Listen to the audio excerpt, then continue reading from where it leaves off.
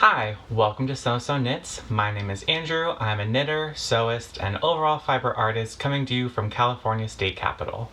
And welcome to episode 2.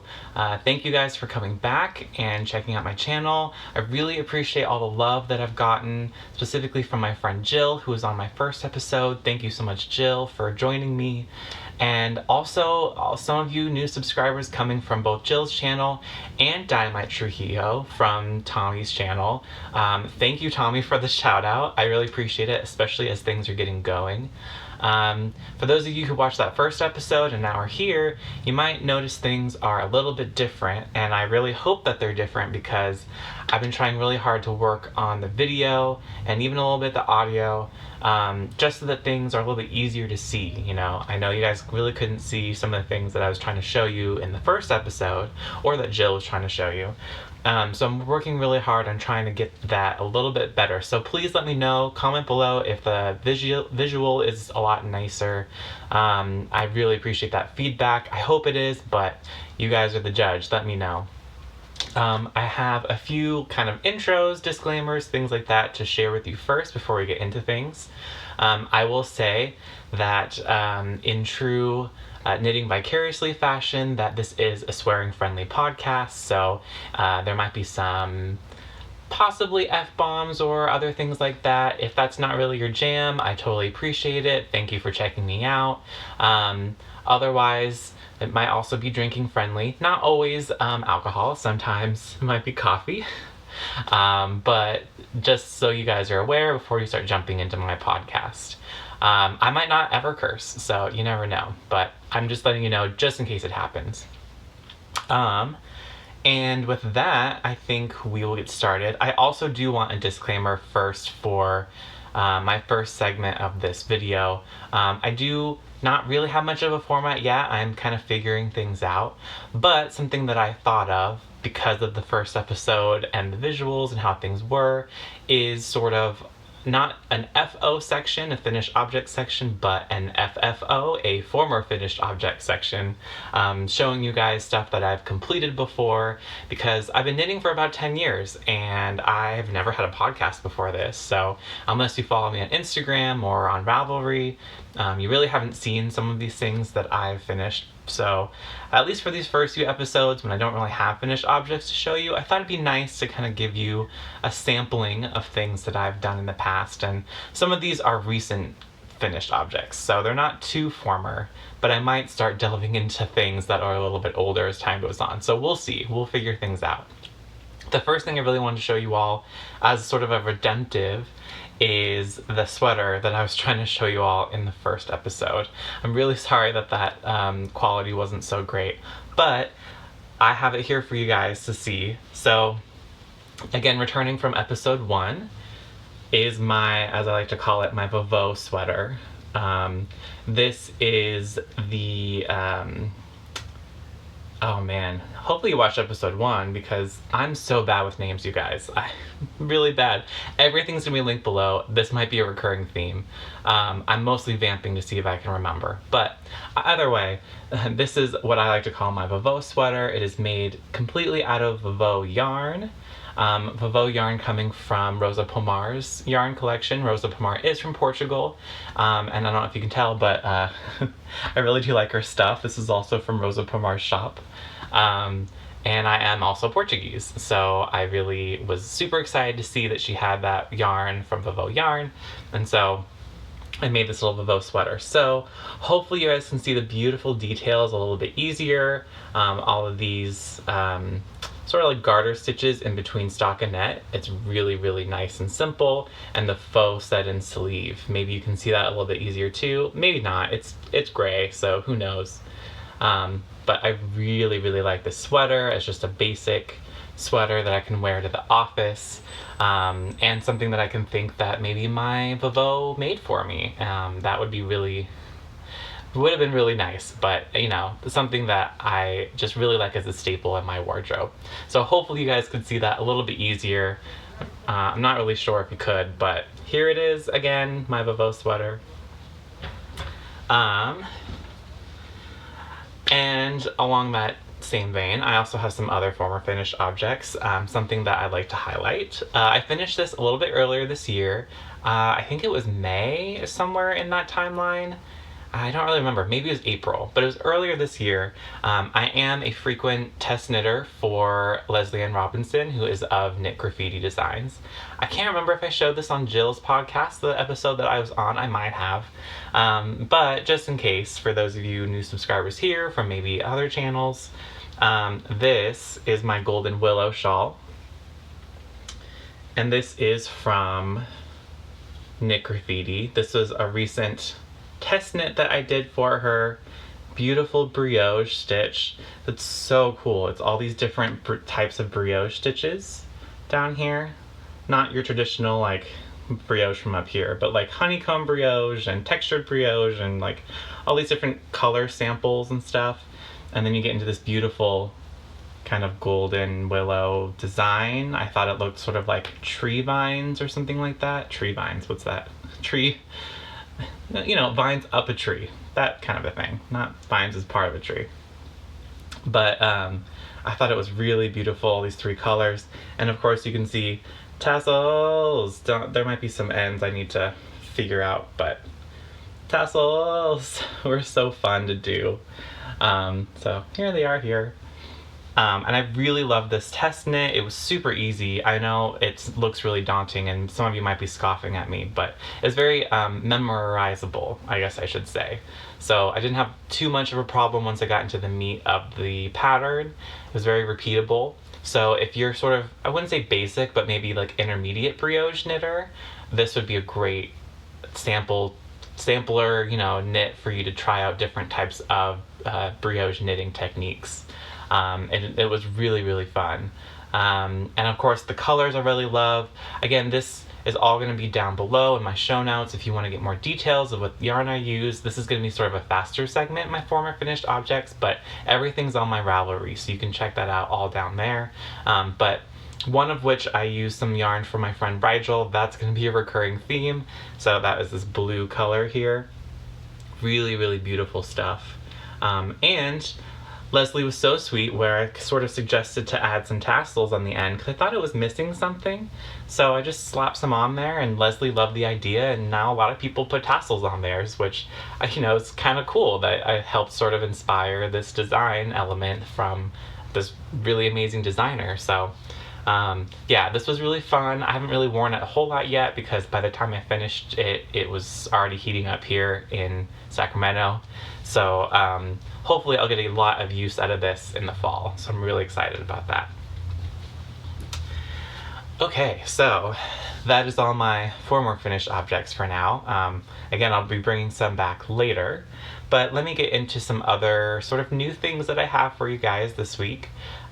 So the last episode that I recorded was actually several weeks ago, and I just got the nerves to publish it last week. But in that time, my boyfriend and I went to Wisconsin. We took a trip to see his family. We went camping. It was really relaxing. Got a lot of different crafty things done there, and nothing else really, which was just amazing. And then we took some time to go see some friends from Green Bay, and then we went down to Madison, Wisconsin. And Madison is where my boyfriend went to school at UW-Madison. Beautiful campus. If you've ever get a chance to go see Madison, go check out UW-Madison. So much history there. It's like 100 years older than my university that I went to here in California. So it was really cool to see and check out how big and massive that university is. But of course, while we were in Madison, we checked out some yarn stores because I had to. We didn't have enough time in Green Bay, unfortunately, but Madison we did, or at least I made time. So we took our first stop right when we got into Madison.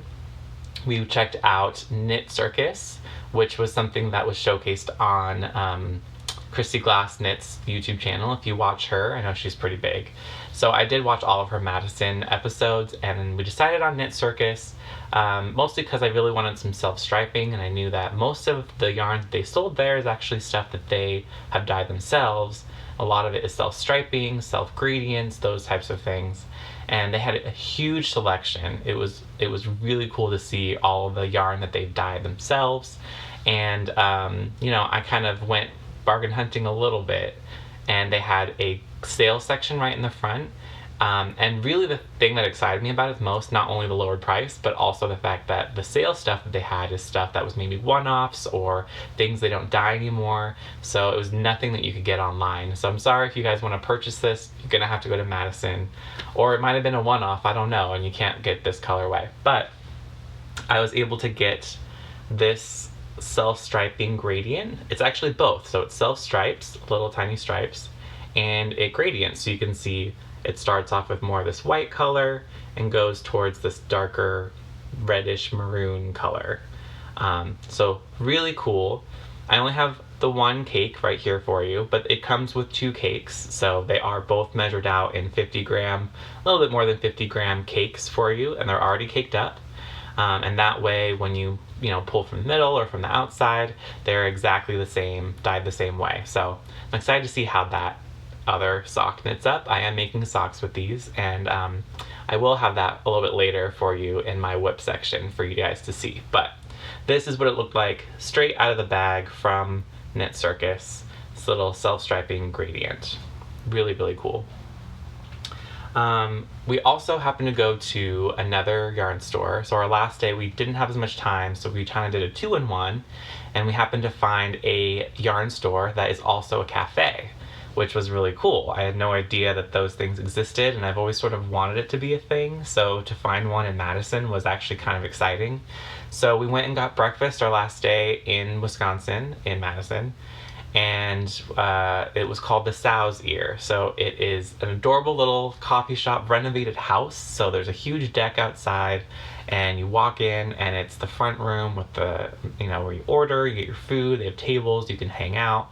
And a lot of non-knitters actually were there too, just working on stuff, with their laptops. And it was a work week, so it was probably a lot of people who are either working from home or, self-employed that were working.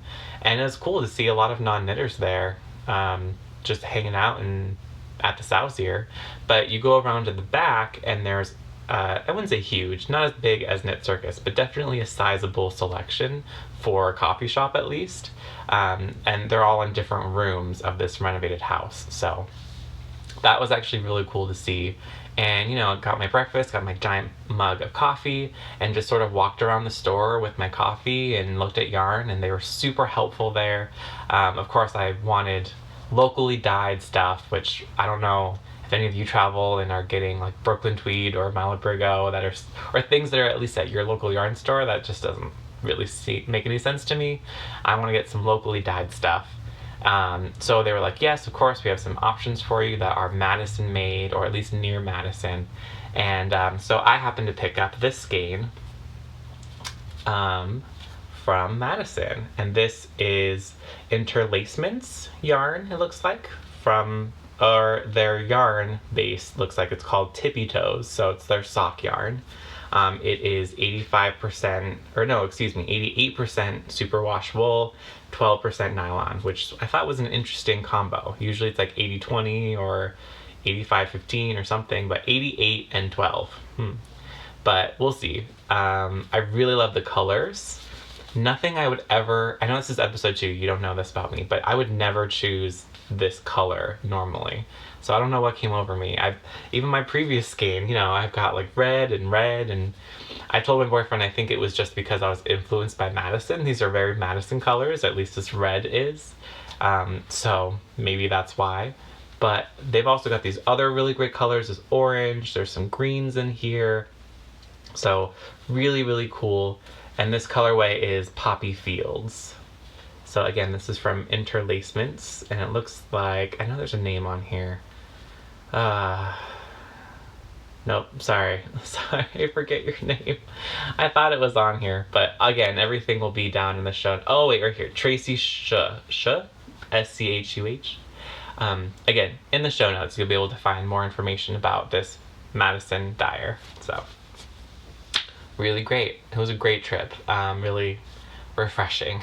So, because of that, since I've gotten back, I haven't really been working on a ton of things. It's also summer and really hot, so a lot of what I want to work on is not stuff I really want to do. But I've got a couple of whips for you guys, so I'm going to show you a few of my whips, or all of my whips really. It's just a few things though. So, like I mentioned before, from my Knit Circus purchase, I started making a sock. So this is the sock that comes from this cake, right? So it is a self-striping gradient. So really cool. There are definitely stripes there, but it is sort of more of a gradient that's going on here. And I have this sort of dark gray color cuff, heel, and toe. I was knitting to see how far I could get the gradient to go. So this is the end of the cake, and now I need to add a toe. So I do have sort of large-ish feet for a guy. I'm a size 12, so on the larger range. But also I usually have to cast on a few more stitches up here. So this is like just my standard. I got 72 stitches up here, and then I decrease the gusset down to 68. So just so it fits around my calves, because I do have some large calves. So totally anticipated not being able to use the whole thing for my entire foot, which is why I had the contrast color. So, but I'm really liking the way it's knitting up. I'm almost done with this sock, and I'll probably cast on the sock right after that, just because it's sock weather knitting. At least, like, I don't wear them, but it's small enough where it's not on my lap, and I'm heavy. It's hot and heavy and all that stuff. So this has been my go-to knitting project right now. So yeah, that's been really, really fun. And my other whip is currently inside of one of my own sewn bags that I've made myself. This really cool linen that I've interfaced. A lot of my bags have been sort of experiments, so they're not all perfect, which is why I haven't really been selling any, because I kind of want to get something that I like as a finished project, and then maybe start marketing some bags in the future. So definitely look out for those. But in the meantime, all the bags that you'll see from me that I'm using are just sort of ones that aren't terrible where I can't use them, but just things that I wouldn't feel comfortable selling. So this is really nice. Got a nice canvas bottom. It's more of my like sweater and shawl weight bag-ish.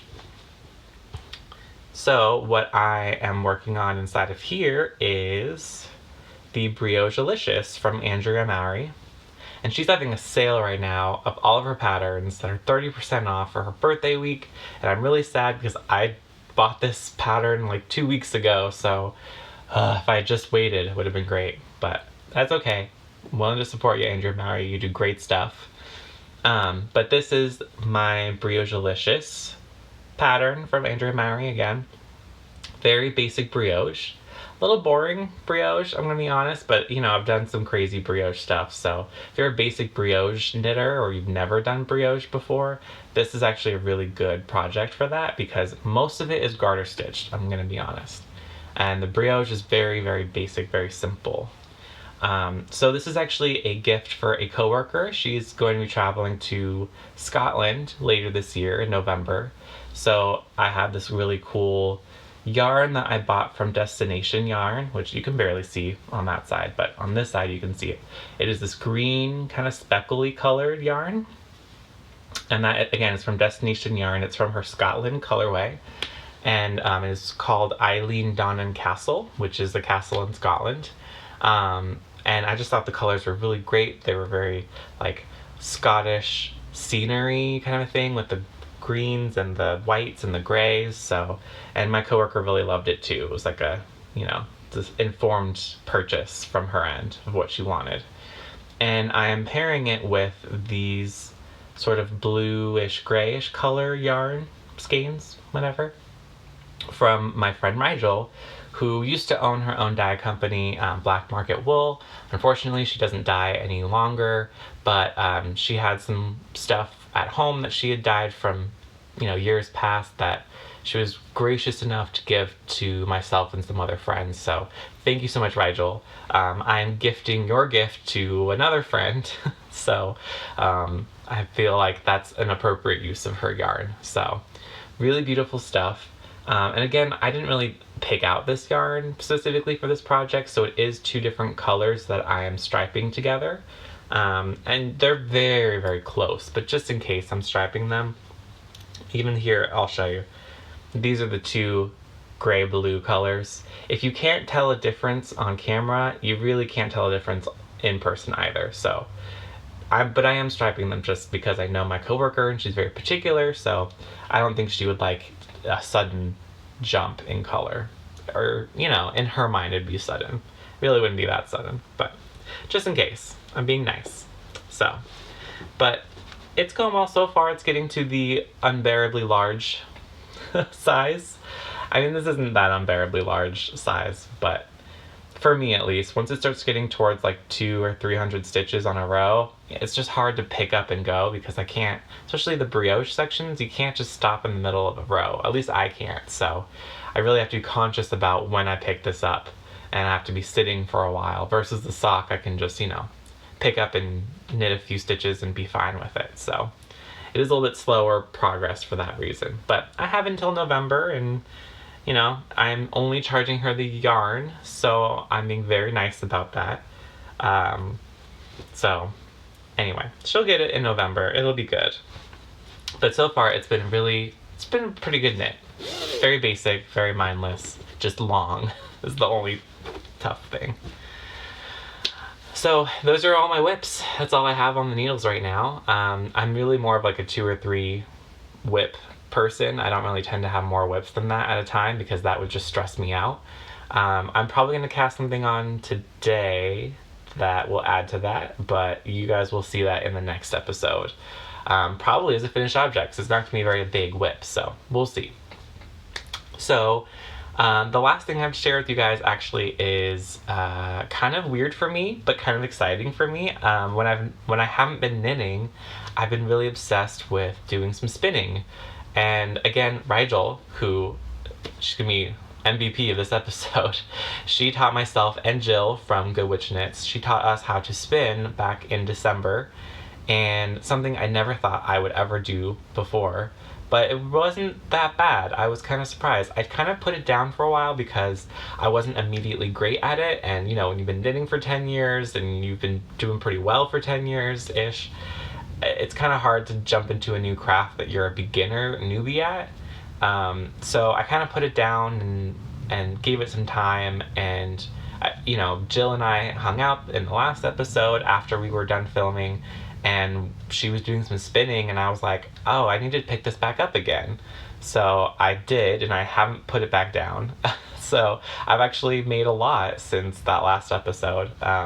So I'll show you guys my very first hand spun skein is this beautiful fiber yarn now. I will again link all of the details below. I usually say the wrong thing, unfortunately, of where the fiber is from because I'm not so familiar with dyers that dye fiber.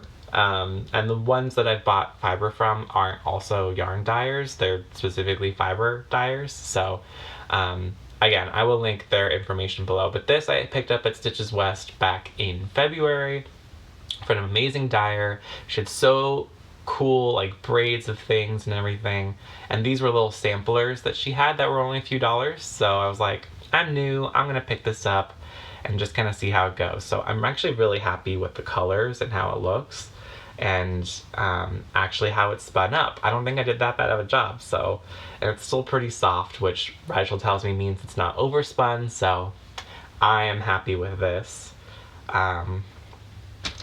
And most recently I finished this honker skein, which I'm just so impressed because it looks so much more even than my first skein. And really, guys, it's just about patience and practice.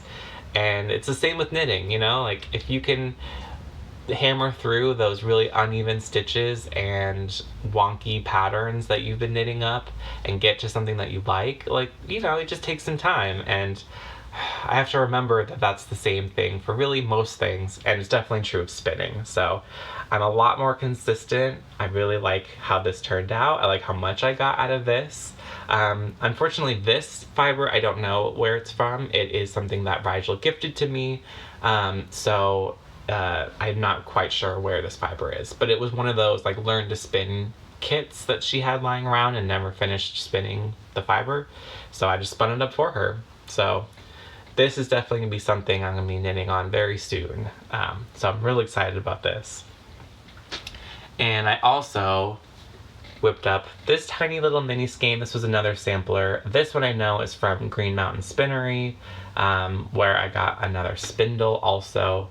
I have not thwacked it yet, which is a thing apparently, but I really like how thin and also consistent this turned out to be. It is very even for what I've been doing. So yeah, I'm really happy with this. Beautiful pinks and greens and stuff, and hopefully you can see that. It's kind of small, but yeah, this is my most recent spin project. And now I am currently working on, also inside another one of my sewn bags. I still need to tab on it, but I like this one too. But I have more fiber that Rigel, Rigel, you're MVP of this episode. More fiber that she purchased for us. I bought it, but you know, she made the purchase for us because it is from Australia, I believe, New Zealand, somewhere down there. I'll probably ask Rigel just in case, but it's from somewhere in that area. I know it's called Black Opal. Such cool colors, like purples and blues and greens. It's really beautiful fiber. And I just started this morning on it, so not a whole lot just yet, but again, guys, I'm really loving this. I'm loving the colors, I'm loving the consistency. I can't wait to start it on this green section. So yeah, and this, I have a ton of this fiber, so this might be a bigger project that I end up knitting with it. Obviously, Andrea Mowry's Shifty patterns are great, so you might see a sweater out of me. Who knows? It depends on how much I get out of it. But yeah, spinning has been really fun. If you're really unsure and you're not sure about like how good you're gonna be, you're gonna suck at it at first, but just like knitting, you just take some patience, and it's been really fun, and I've been really excited about spinning. So, and maybe it just lends itself well to summer, who knows. But anyway, that is all I have to show you guys for this next episode. Again, please let me know if you could see everything that I had to show you a little bit better, if you could hear me okay. I'm still kind of testing things out and tweaking things as I go, so that feedback is really appreciated if you could give it to me. And I'll try and improve again for the next episode. So thank you guys for checking me out for episode 2 of So Knits, and I'll see you in the next one. Bye!